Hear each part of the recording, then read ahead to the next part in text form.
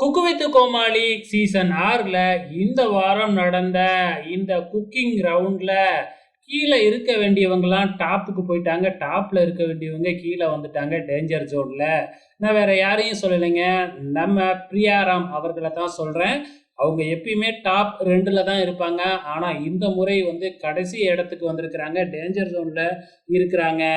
அதே மாதிரி எப்பயுமே கடைசியில இருக்கிற சபானா இன்னைக்கு 30க்கு 30 வாங்கி செஃப் ஆஃப் த வீக்கே வாங்கிட்டாங்க. ஸோ இந்த வாரம் எப்படி ஆரம்பிச்சிருக்காங்க அப்படிங்கிறது தெரியும். 2 டீமுக்கு இடையேயான போட்டி அப்படிங்கிற மாதிரி டீம் பேட்டல் அப்படின்னு சொல்லிட்டு ரெட் டீம், ப்ளூ டீம்னு பிரிச்சு விட்டுட்டு இதுக்குள்ள போட்டிய வச்சிருக்கிறாங்க. ஸோ இன்னும் அடுத்த 2 வாரமும் இதே டீம் தான் போட்டி போடும். இதுல எந்த டீம் வந்து 3 வாரத்தையும் சேர்த்து கம்மியான மார்க் எடுத்திருக்காங்களோ, அவங்க டேஞ்சர் ஜோனுக்கு போயி அவங்க 3 பேருக்கும் கடைசியில வந்து யாரு கம்மியா வாங்கியிருக்காங்களோ, அதுலருந்து ஒருத்தவங்கள எலிமினேட் செய்வோம் அப்படின்னு சொல்லிட்டாங்க. அந்த வகையில வந்து பார்த்தீங்கன்னா, இப்ப சபானா சேஃப் ஜோனுக்கு போயிட்டாங்க. அடுத்த 2 வாரம் எப்படியாச்சும் மோசமா சமைச்சாலும், இவங்களுக்கு இப்ப இந்த வாரம் வாங்கியிருக்கிற இந்த 30 மார்க்கே கை குடுத்துரும். ஏன்னா, இந்த பக்கம் டேஞ்சர் ஜோன்ல இருக்கிற பிரியாராமா இருக்கட்டும், உமரா இருக்கட்டும், இவங்க 2 பேருமே 20 மார்க் தான் வாங்கியிருக்கிறாங்க.